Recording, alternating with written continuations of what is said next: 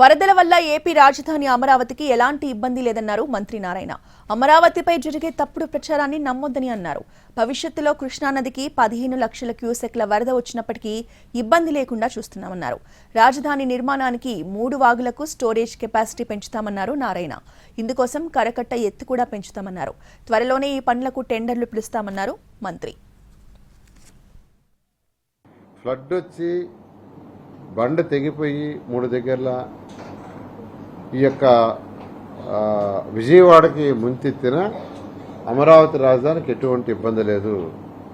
11.43 లక్షల క్యూసెక్లు వచ్చినా ఎటువంటి ఇబ్బంది లేకుండా జరిగింది. కాబట్టి అమరావతి క్యాపిటల్ సిటీ అనేది చాలా సేఫ్. ఫ్యూచర్లో ఎవరు ఎన్ని చెప్పినా నమ్మొద్దని ప్రజలందరికీ తెలియజేస్తున్నాను. అదేవిధంగా కరకట్టని 4 లైన్గా అప్పుడు డిజైన్ చేయడం జరిగింది.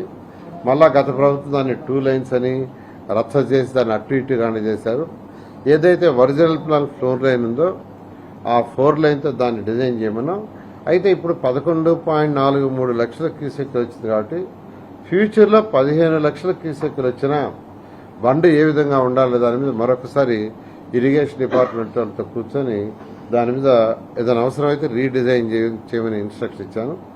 వాళ్ళు త్వరలో అంటే ఒక 4-5 రోజుల్లో కూర్చొని ఇరిగేషన్ వాళ్ళతో ఆ బండు కృష్ణా రివర్లో 15 లక్షల క్యూసెక్లు వచ్చినా ఎటువంటి ఇబ్బంది లేకుండా సేఫ్గా ఉండేటట్టుగా డిజైన్ చేస్తారు. ఇమీడియట్గా టెండర్లు పిలవడం జరుగుతుంది.